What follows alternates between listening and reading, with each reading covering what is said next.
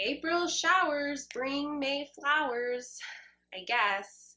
It has been so gloomy and rainy and humid here in South Texas, but let's talk about what else has been going on. This video is going to be our monthly homeschool update. Let's get into it.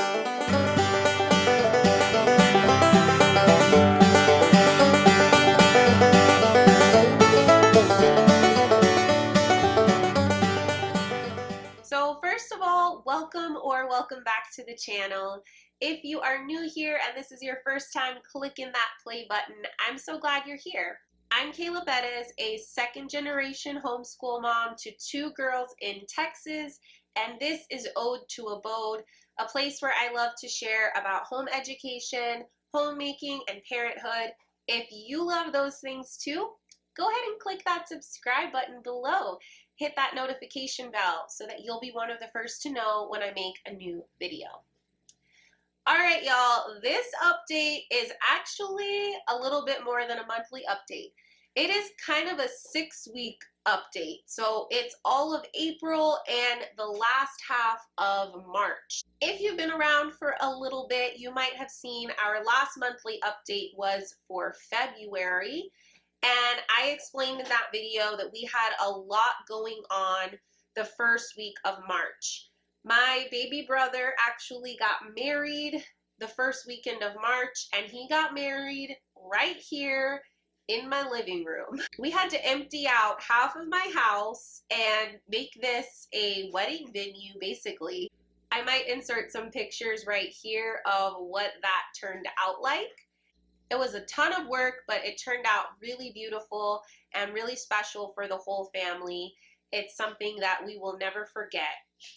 So we took off the whole first 2 weeks of March from school because we were planning for the wedding, we were setting up for the wedding, and then after the wedding was over, when I had my empty house, I realized that it was actually the perfect time to do a little bit of DIY, a little bit of renovation in my living room that we had been putting off for years because it's a very messy job and it required all of the furniture to be moved out.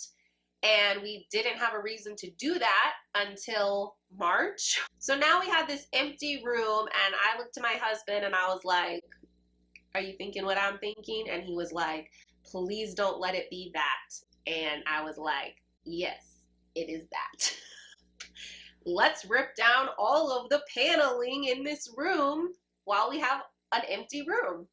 So I got straight to work on that project, and it took longer than expected, as most DIY projects do, especially in my house.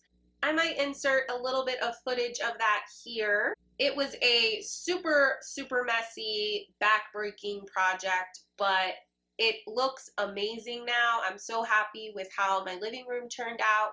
We have some beautiful exposed original Texas shiplap walls, and we put in this gorgeous brick wall back here. Maybe someday I will give you guys a video tour. Let me know if y'all are interested in that in the comments. We live in a super old 1930s house in Texas, and it's got a lot of original charm, but it also still needs a lot of work, and that's been something we've been doing for 6 years now. I think 6 years. So yeah, this was another project that we got to check off the list. So after we had those first 2 weeks off of March, we were able to get back into the swing of things with our homeschool and our routine. And I have to say, the last 6 weeks of homeschool has probably been like my favorite that we've had this whole school year. Everything has just been like jiving really well. So let's talk about a few of those things that we've had going on in our homeschool. You might already know this from previous videos, but we have fully switched our reading curriculum and our learning to read curriculum all about reading. So I have my 4-year-old using the pre-reader level of all about reading. And then I have my 7-year-old doing a lot of review and a lot of confidence building in her reading. She's almost done with level 1 of All About Reading. I think we have like 8 more lessons in level 1. And then I already have level 2 of All About Reading ready and set to go. I have it prepped. So as soon as she's done with level 1, we can go right into level 2. All About Reading has just been such a success for our family. It's really helped to build a lot of confidence for my 7-year-old. She's had kind of a rough start with reading, but she's a phenomenal reader. She's now reading chapter books that are above grade level. And even though she's struggling with them, she is enjoying that struggle. She's wanting to read. It's been amazing to see her progress and her love of reading grow and her confidence grow. And I really feel like we owe that 100% to using All About Reading. The other new thing that we've added in was actually some curriculum that I talked about using in our preliminary curriculum choices video. If you haven't seen that yet, I will go ahead and link it down below. But I talked about how we were going to try out writing with ease, and we went ahead and started that right away. We're year-round homeschoolers, and so we don't always necessarily start and stop curriculum at the beginning or the end of a school year. Sometimes I need to implement something right away, or we need to let go of something before schedule. It's a process of trying to figure out what's working and what's not all the time. So writing with ease, I might make a whole separate video about that. There are lots of flip throughs and reviews of this program. It is a well-trained mind product, which means that it leans very classical. I've been really leaning more and more into classical homeschooling. Again, I might need to make that its own separate video. But Writing with Ease is basically a curriculum that's open and go, and it's really helping with reading comprehension and early writing skills. So it uses things like narration and copy work to get your child thinking like a writer.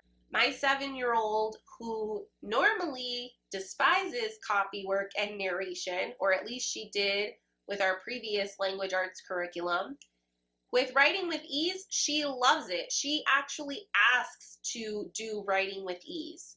She's never asked to do any language arts, anything, ever. Really feel like we're getting things right now. Like, she's really loving All About Reading. She's really loving Writing with Ease. And I'm just seeing this whole new kid in regards to language arts, like this whole new experience in our homeschool around English language arts. And it's a relief, it's exciting, it's energizing.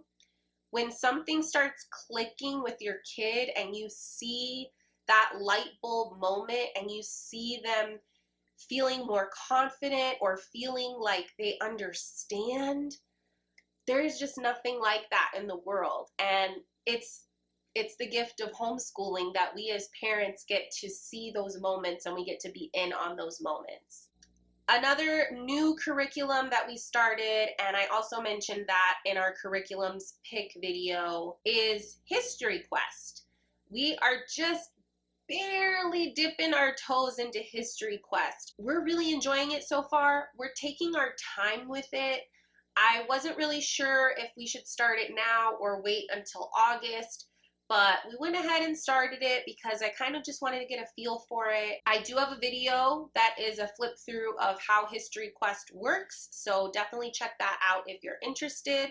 It is a secular history curriculum. We're doing history chronologically, and right now we're starting with the ancient history for early elementary. I would say my kids most of all are enjoying the reader itself. My kids love to listen to me read this book out loud. We haven't really used any of the hands-on activities for History Quest yet, We have done like the map work and some of the worksheet type stuff. We haven't done like the arts and crafts aspect of this curriculum yet. My kids do really enjoy hands-on learning. They really enjoy making things and crafting. And that was part of the reason why I chose History Quest, was because it incorporates that type of learning. We just haven't had time to get fully into that yet. If you don't like arts and crafts and you don't like the messy projects or the hands-on element, you could easily do History Quest and just use the reader. It's a really well-written book, and you could easily purchase that on its own and use it as your spine for history. No problem. With math does not change in my homeschool, y'all. Watch me say that, and then I have to change it. No, but seriously, we love Singapore Dimensions math. If you've been around here for any period of time, or you follow me on Instagram, you already know I have a deep love for Singapore Dimensions math. It kind of feels like the whole school year we've been climbing that hill, and now we're at the point of the grade level where it's kind of downhill. There's a lot of review, and they're making the connections. I was really worried that we weren't going to finish all of first grade math before August, which would mean that it would have taken longer than a year to do a grade level. No, that's not the end of the world. There are lots of homeschool families that take longer than a year to do a grade level, and there's lots of children that really need that extra time. We had fallen behind simply because of clerical error on my part. So I was really stressed about catching up. And I'm so relieved that the last part of her grade level math, there are some new concepts that are taught, but a lot of it she kind of already knew. Telling time and counting money. So she's able to work through a lot of it pretty quickly, and we're now ahead of schedule with math. With science, we were doing science every single week, and we've been working with Blossom and Root grade 1. We were coming to the end of that. We actually did finish it. We only have one unit left, and it is for summer solstice, so I'm going to cover that this summer. And now I'm at a point where I'm okay with taking a break from science. I don't have any intention of starting our new science curriculums until August. I might be making my own little unit study for nutrition, because we do have some cool resources we picked up that are about that, and my 7-year-old is really interested in cooking right now, so it might be a good time to dive into that a little bit. That might be the extent of our science for the summer, and that's okay with me. I feel really good about that. We learned a lot of earth science this past year, and I'm okay with taking a little break from science. Okay, and now the last part of this update, and to me the best part of this update, is our schedule. Schedule and routine has been my biggest struggle this entire school year. I finally feel like we're in a really good place with it. I basically put my 7-year-old and my 4-year-old in charge of their own schedules. I know that sounds a little crazy, but it is really working. I have 2 girls who are very confident, very assertive. I was like, why am I putting this stress on myself to try to make this perfect rhythm and routine for them when they are fully capable of doing that themselves? They're happier because they feel like they have more control over their day. They can choose what order they do things in. I feel happier because I'm way less stressed about it. And I also see that we're still getting everything done. It's definitely made homeschooling in our house more of a team sport, if you will. I am no longer the one making all of the decisions. We are collaborating and making decisions and a game plan for each day together. I would love to hear from you in the comments below. What have you had going on in April? Have you taken a spring break off of school? Have you started any new curriculum? Are you enjoying spring weather or spring themed crafts or books? What's going on with you? Please let me know in the comments below. As always, thank you so much for watching. If you enjoyed this video, please consider giving it a big thumbs up. Don't forget to hit that subscribe button. And if you want to see more of what our homeschool looks like day to day, head over to Instagram. I definitely share a lot of our day-to-day homeschool stuff over there as well. Happy homeschooling, y'all. I will see y'all in the next video.